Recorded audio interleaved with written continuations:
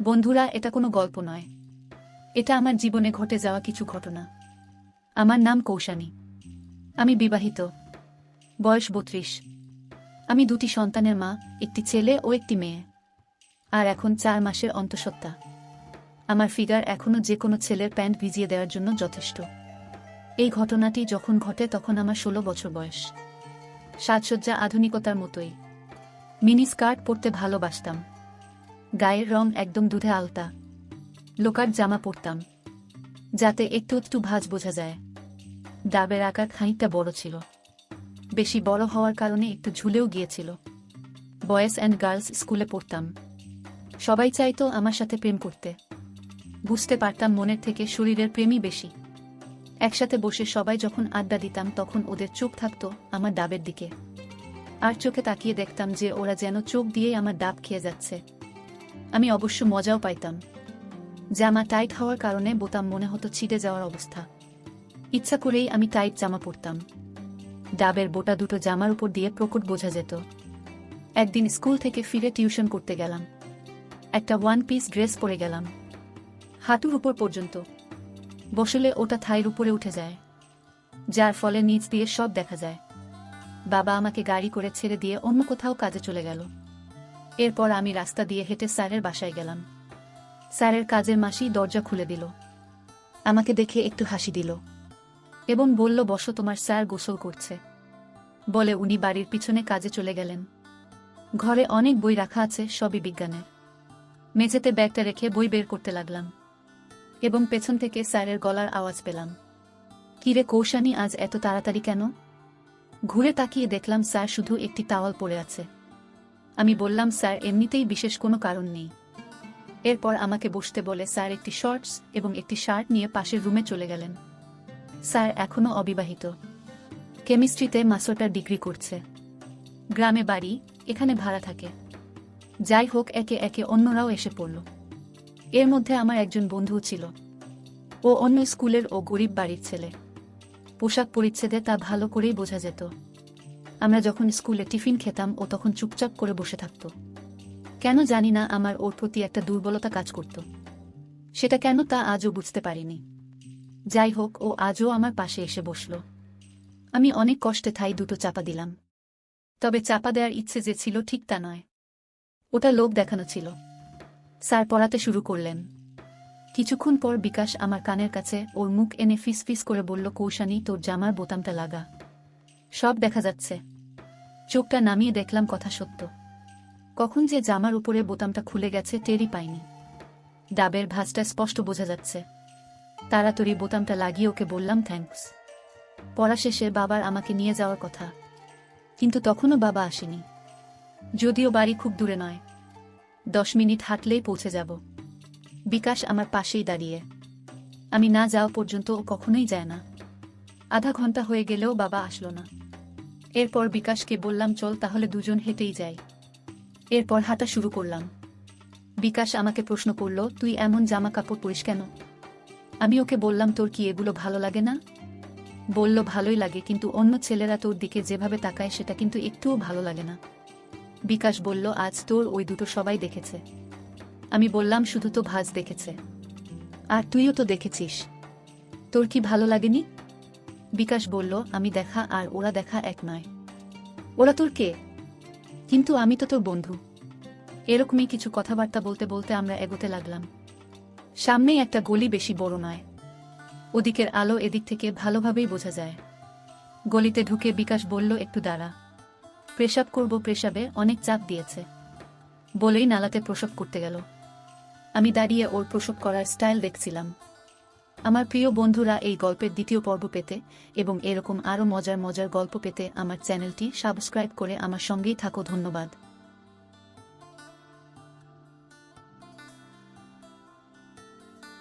বন্ধুরা, আজ তোমাদেরকে এমন একটি ঘটনা শোনাবো যে এই ঘটনাটি শোনার পর যদি তোমাদের শাবল থেকে জল বের না হয়, তাহলে আমি আর কোনোদিন ভিডিওই বানাবো না। চলো বন্ধুরা, তাহলে শুরু করি। শুরুতেই আমি আমার পরিচয়টা দিয়ে নেই। আমি শিলিগুড়িতে থাকি। আমার বাবা মা আছে। যে ঘটনা বলতে যাচ্ছি সেটা হলো, অনেকদিন আগে আমার খালাতো বোনের বাসায় বেড়াতে গিয়ে ঘটেছিল। এই ঘটনাটি আজকে বলবো। এটা কোনো বানানো গল্প নয়। যা বলবো সত্যিই বলবো। বন্ধুরা, আমার নামটি তো বলা হলো না। আমার নাম সজীব। আমি ক্লাস 8-এ পড়ি। বয়স 16 বছর। হাইট 5 ফিট 6 ইঞ্চি। আমি দেখতে খুবই ফর্সা এবং তবুগে সুন্দর। আর যাকে নিয়ে ঘটনাটি বলবো সে হচ্ছে আমার খালাতো বোন। বোনের পরিচয়টা দিয়ে নেই। ওর নাম চুমকি। ও ক্লাস 9-এ পড়ে। আমি ওর থেকে এক ক্লাসের জুনিয়র ছিলাম। ও দেখতে খুবই সুন্দরী একটি মেয়ে। ওকে আমি অনেক আগে থেকেই পছন্দ করতাম, কিন্তু কোনোদিনই ওকে বলার সাহস পাইনি। হঠাৎ একদিন আমি আমার খালার বাসায় বেড়াতে আসলাম। সেই দিন ছিল ঝড়ের রাত। খালাদের বাড়িতে কেউ নেই। আমি সন্ধ্যার সময় আসার পরে সন্ধ্যার পরেই ঝড় শুরু হলো। চুমকি আমাকে দেখে আঁতকে উঠল, কারণ বাড়িতে ও ছাড়া আর তেমন কেউ নেই। ও আমার দিকে ভয়ে ভয়ে বলল, ভাই কেমন আছিস? আমি বললাম, ভালো আছি। ওকে জিজ্ঞেস করলাম। ও বলল, ভালো আছি। যাই হোক, আস্তে আস্তে ওর ভয় কেটে গেল এবং আমাদের গল্প করতে করতে অনেক রাত হয়ে গেল। এরপর আমি ওকে বললাম, আপু, রাতে একা একা থাকতে ভয় পাই। আমি যদি তোমার সাথে থাকি তাহলে কি তোমার কোনো সমস্যা হবে? না রে ভাই, আমার আবার কি সমস্যা হবে? চলো তাহলে শুয়ে পড়ি। ও বলল, চল। এরপর আমরা দুজনের শুয়ে পড়লাম। এরপর ও বলল, আয় ভাই, আমরা শুয়ে শুয়ে দুজন গল্প করি। এরপর ও আমাকে জিজ্ঞাসা করল, সজীব, তুই কি কখনো প্রেম করেছিস?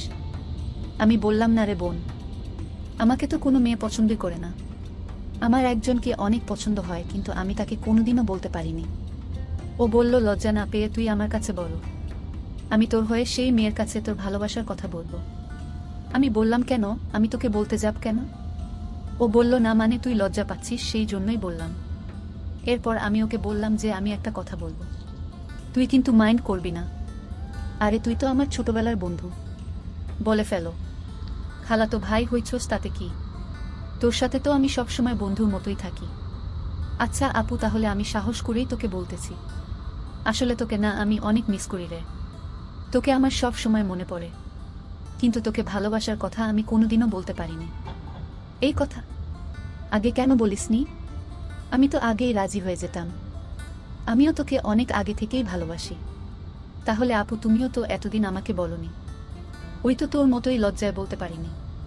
ও আচ্ছা, তাহলে বলতো আপু, তুই আমাকে কতটা ভালোবাসিস?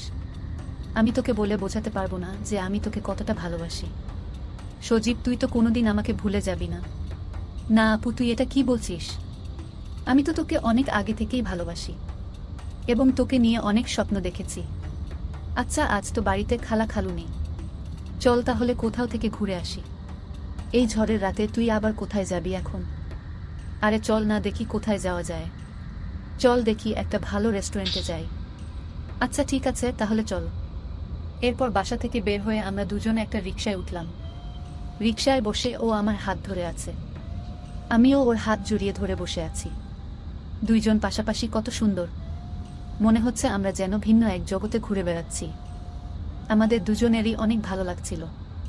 এভাবে যেতে যেতে কিছুক্ষণ পর আমরা রেস্টুরেন্টে পৌঁছালাম। রেস্টুরেন্টে এসে আমরা একটা রুম বুক করলাম। রুমে ঢুকে আমরা খুবই ক্লান্ত, তাই হালকা কিছু খাবার অর্ডার করে দুজনে খেয়ে দিয়ে ঘুমিয়ে পড়লাম।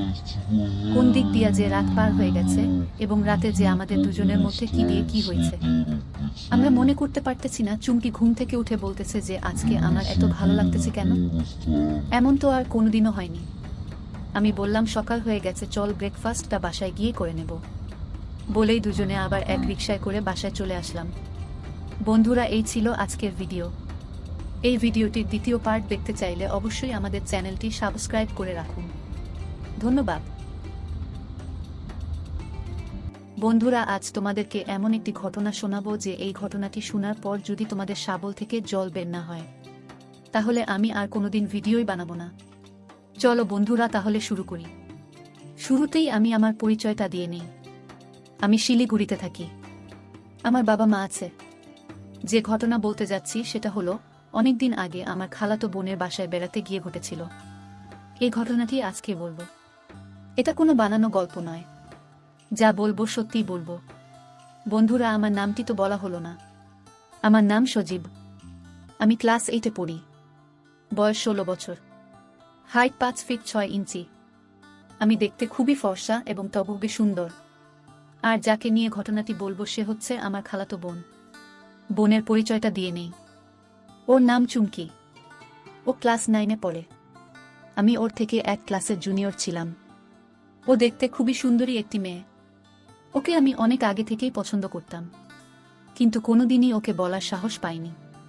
হঠাৎ একদিন আমি আমার খালার বাসায় বেড়াতে আসলাম। সেই দিন ছিল ঝড়ের রাত।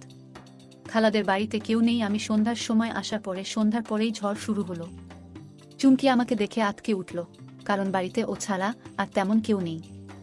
ও আমার দিকে ভয়ে ভয়ে বলল, ভাই কেমন আছিস? আমি বললাম ভালো আছি। ওকে জিজ্ঞেস করলাম। ও বলল ভালো আছি। যাই হোক, আস্তে আস্তে ওর ভয় কেটে গেল এবং আমাদের গল্প করতে করতে অনেক রাত হয়ে গেল। এরপর আমি ওকে বললাম, আপু রাতে একা একা থাকতে ভয় পাই। আমি যদি তোমার সাথে থাকি তাহলে কি তোমার কোনো সমস্যা হবে? না রে ভাই, আমার আবার কি সমস্যা হবে? চলো তাহলে শুয়ে পড়ি। ও বলল চল। এরপর আমরা দুজনের শুয়ে পড়লাম। এরপর ও বলল, আয় ভাই আমরা শুয়ে শুয়ে দুজন গল্প করি। এরপর ও আমাকে জিজ্ঞাসা করল, সজীব তুই কি কখনো প্রেম করেছিস? আমি বললাম, না রে বোন, আমাকে তো কোনো মেয়ে পছন্দই করে না।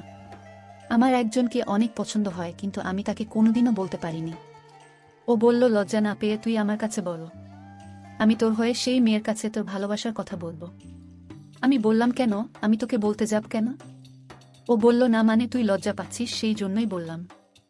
এরপর আমি ওকে বললাম যে আমি একটা কথা বলবো, তুই কিন্তু মাইন্ড করবি না। আরে তুই তো আমার ছোটবেলার বন্ধু, বলে ফেলো। খালাতো ভাই হইছস তাতে কি? তোর সাথে তো আমি সবসময় বন্ধুর মতোই থাকি। আচ্ছা আপু, তাহলে আমি সাহস করেই তোকে বলতেছি, আসলে তোকে না আমি অনেক মিস করি রে। তোকে আমার সব সময় মনে পড়ে, কিন্তু তোকে ভালোবাসার কথা আমি কোনোদিনও বলতে পারিনি। এই কথা আগে কেন বলিসনি? আমি তো আগেই রাজি হয়ে যেতাম। আমিও তোকে অনেক আগে থেকেই ভালোবাসি। তাহলে আপু তুমিও তো এতদিন আমাকে বলনি।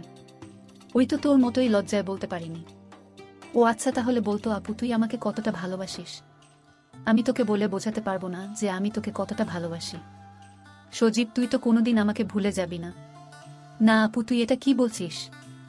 আমি তো তোকে অনেক আগে থেকেই ভালোবাসি এবং তোকে নিয়ে অনেক স্বপ্ন দেখেছি। আচ্ছা, আজ তো বাড়িতে খালা খালু নেই, চল তাহলে কোথাও থেকে ঘুরে আসি। এই ঝড়ের রাতে তুই আবার কোথায় যাবি এখন? আরে চল না, দেখি কোথায় যাওয়া যায়। চল দেখি একটা ভালো রেস্টুরেন্টে যাই। আচ্ছা ঠিক আছে, তাহলে চল। এরপর বাসা থেকে বের হয়ে আমরা দুজনে একটা রিকশায় উঠলাম।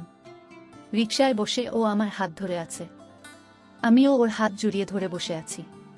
দুইজন পাশাপাশি কত সুন্দর, মনে হচ্ছে আমরা যেন ভিন্ন এক জগতে ঘুরে বেড়াচ্ছি। আমাদের দুজনেরই অনেক ভালো লাগছিল। এভাবে যেতে যেতে কিছুক্ষণ পর আমরা রেস্টুরেন্টে পৌঁছালাম। রেস্টুরেন্টে এসে আমরা একটা রুম বুক করলাম। রুমে ঢুকে আমরা খুবই ক্লান্ত, তাই হালকা কিছু খাবার অর্ডার করে দুজনে খেয়ে দিয়ে ঘুমিয়ে পড়লাম। কোন দিক দিয়া যে রাত পার হয়ে গেছে এবং রাতে যে আমাদের দুজনের মধ্যে কি দিয়ে কি হয়েছে আমরা মনে করতে পারতেছি না। চুমকি ঘুম থেকে উঠে বলতেছে যে আজকে আমার এত ভালো লাগতেছে কেন? এমন তো আর কোনোদিনও হয়নি। আমি বললাম, সকাল হয়ে গেছে, চল ব্রেকফাস্টটা বাসায় গিয়ে করে নেব। বলেই দুজনে আবার এক রিকশায় করে বাসায় চলে আসলাম। বন্ধুরা, এই ছিল আজকের ভিডিও। এই ভিডিওটির দ্বিতীয় পার্ট দেখতে চাইলে অবশ্যই আমাদের চ্যানেলটি সাবস্ক্রাইব করে রাখুন। ধন্যবাদ।